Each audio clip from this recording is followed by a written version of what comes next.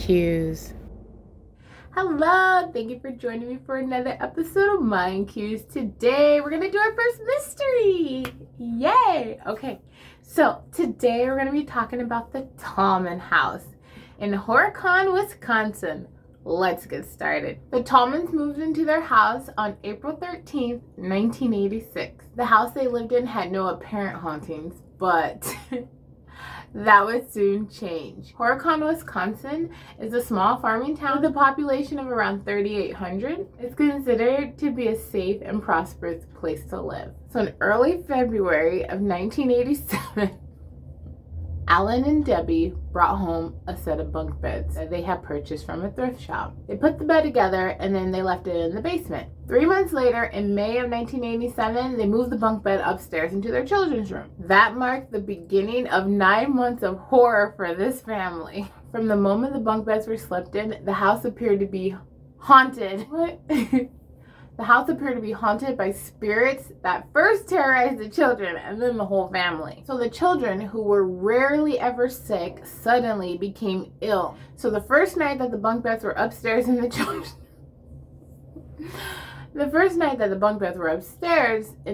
room, the son in the next room, Danny, he said that his clock came to life. What?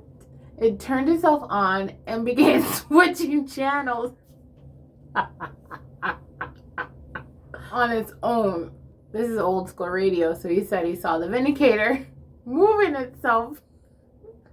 But his parents didn't believe him. Oh, the poor kid.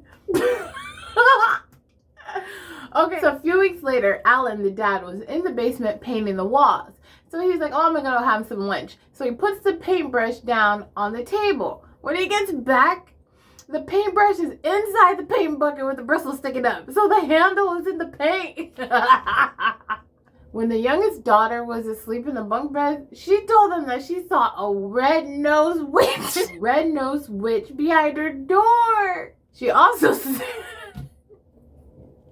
this is hard. She also said, okay, look it. I haven't read any of this before, okay? Found this mystery 2 months ago, and I was like, oh man, I really want to do it, but this is a true crime channel. So now that I do true crime and mysteries, I'm doing this, but I never read this article before, and it's killing me. Okay. Whew. Okay, so the daughter, after she said she saw the red-nosed witch, she also said she saw a fire in her room. A month later, her brother, Danny...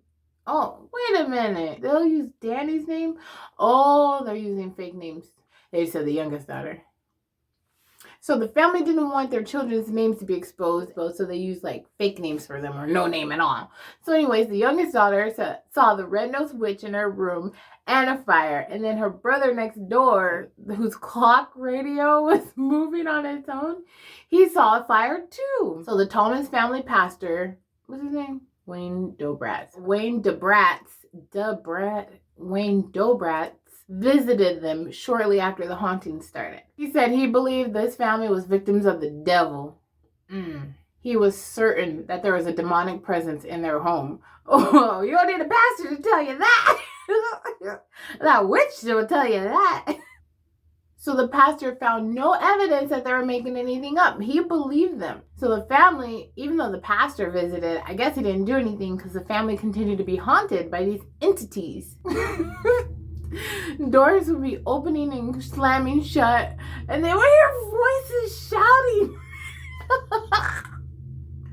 Listen, if I heard a voice shout at me in my home, and it wasn't my husband, pew, I'm out of there. Ooh, they also saw ghostly visions. Okay, whatever that means. A week before Christmas, the son Danny said he wanted to move. He said, let's get out of here. Mr. Allen was just frustrated and he told the spirits to get out of his house. Boy, come on now. Get out of my house? What you gonna do to a ghost, a demon, a entity? You just gonna say, get out of my house, and they're just gonna, okay, bye, we're leaving now. get out of here. Yeah, so Alan was like, get out of my house. He's like, if you want to fight, fight me. Shouldn't have said that. Week before Christmas, Danny said he wanted to leave. They didn't leave, apparently. 3 weeks later, when Alan got home from the night shift, he pulls in, he's walking around the garage, and he hears this eerie sound, right? So he goes to investigate. Then he hears this voice. Come here. And he goes to see what it is. This is why people die in scary movies.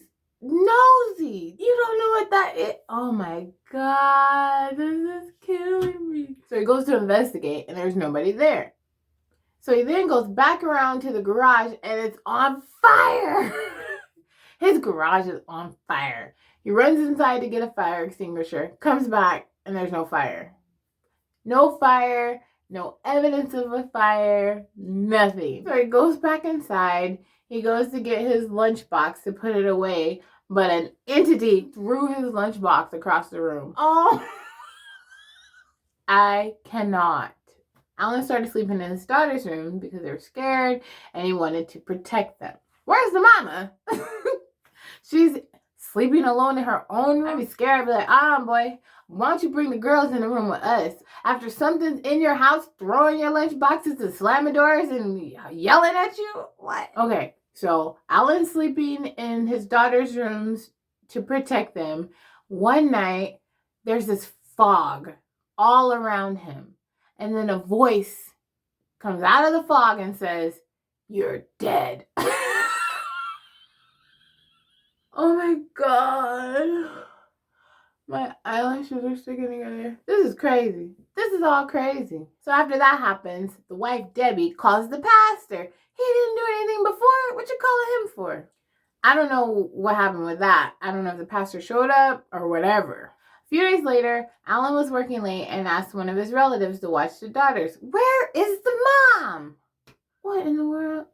It actually doesn't even say if the relative was a male or female. The relative was a complete skeptic about all the hunting and stuff until that night. So that night that the relative is there watching the girls, the red-nosed witch or whatever, something showed up and screamed so loud.